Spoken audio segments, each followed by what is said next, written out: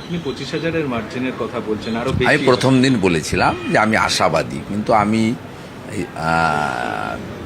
এখনই এগুলো বলছি না, এটা জনগণের উপরে ছেড়ে দিচ্ছি। আমি প্রথম দিন উৎসাহিত হয়ে আশা করেছি এবং আমার আশা নিশ্চয়ই পূরণ হবে। আমি দীর্ঘদিন রাজনীতি হাওয়া বেরিয়ে গেছেন, হাওয়া বেরিয়ে গেছেন। মানুষ কি ভুলে গেছে নাকি আপনার সেই উত্তপ্ত কথাবার্তা জনসভায় থেকে দাঁড়িয়ে? 365 দিনের আপনি 365 দিনে যেখানে যেখানে জনসভা করেছেন একটা উন্নয়নের কথা না বলে আপনি দাঙ্গামূলক কথাবার্তা বলেছেন, উত্তপ্ত কথাবার্তা বলেছেন। আপনি দুর্গাপুর, মালদা, মুর্শিদাবাদ, তারপরে রয়েছে কাকদ্বীপ, এরকম ছোট্ট ছোট বিষয়গুলোকে আপনি তুলে নিয়ে কীভাবে রাজনীতি করেছিলেন? নিজেদের গুটকা খদ্দের লাগিয়ে নিজেদের মন্দিরে আই লাভ মোহাম্মদ লিখে মুসলিম সম্প্রদায়ের গায়ে কালিমালিপ্ত করেছিলেন। ভুলে গেছেন? মমতা বন্দ্যোপাধ্যায় নাকি খালা, ফুপু, বেগম, পুলিশ যদি তুলে নেয়, ভাইপো আর পিসি নাকি চামড়া আপনি তুলে নেবেন, সাইজ করে দেবেন। মানুষ ভুলে গেছে। আজ বলছেন আমি আশাবাদী। কেন দম নেই?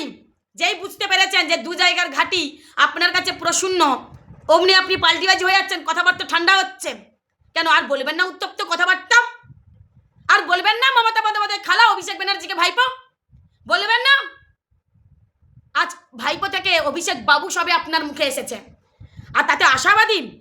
শুভেন্দুবাবু, আপনিও খুব ভালোভাবেই জানেন, আপনি কিন্তু তৃণমূল ছেড়ে বিজেপিতে যাওয়ার পরে আপনিই হচ্ছে মাস্টার মাইন্ড হিন্দু আর মুসলমানের মধ্যে দাঙ্গা বাঁধানোর জন্য।